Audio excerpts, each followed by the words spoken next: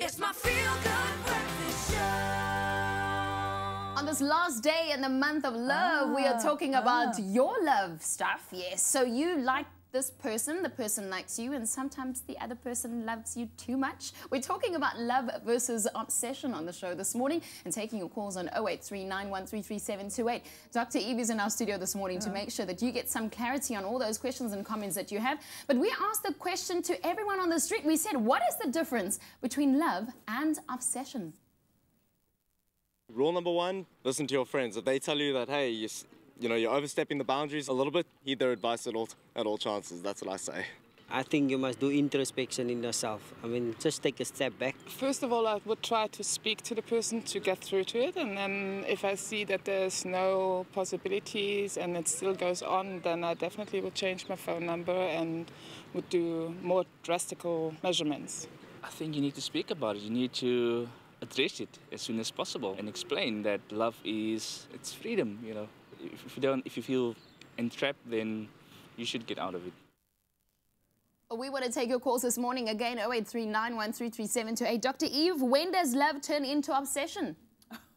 Thinking of today, the 29th, if you're going to get a whole lot of proposals and this person really is waiting for this day to happen, to be able to climb in, say, into your bed, to climb into your head and to absolutely not let go of you.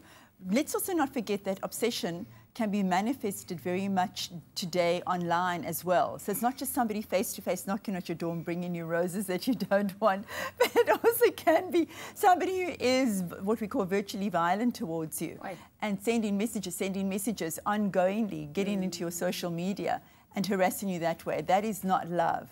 That's obsession. So one of the first signs that you're going to pick up is like you just meet somebody and then they start sending you, oh, that was a really nice night, thank you for dinner, or that was nice, I really enjoyed your company. And then 5 minutes later, the next message comes through, is like, I really liked you, or when can I see you again, or I really think you're the most special. Once those compliments come inappropriately too quickly, you've got to know that's your red flag and that's obsession beginning. Okay, well, Doctor spoke about being uncomfortable, a red flag, and also, I guess, that little voice. We're going to our phone lines this morning, 0839133728. Anonymous, you live. Good morning.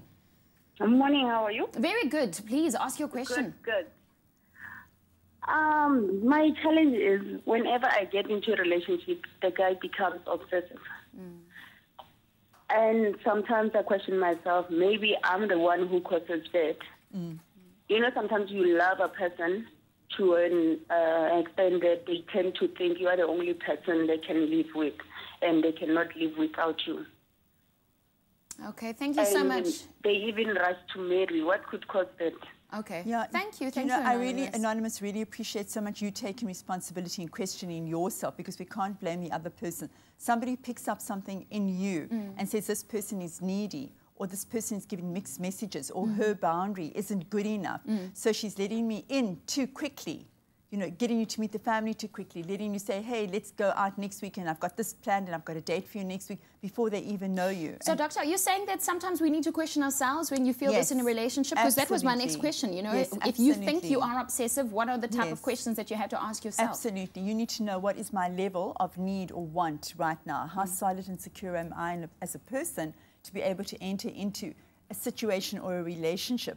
Or is this person going to be allowed to completely lose himself or herself in me right from get-go without having any filters or any boundaries? You have to be able to protect yourself, to feel each other out, which is why you have that closed circle to start out with before you too early begin exposing them. Because then they think, wow, this person really wants me, I'm in a relationship, and the next minute you're feeling, I don't know you. Now I know you 3 months later, and actually I don't want to have this commitment with you, but I've brought you into my world. Okay, well, we're talking about your world this morning, 0839133728. Love versus obsession. We're going to take more of your calls shortly. Here's Zoe Girl.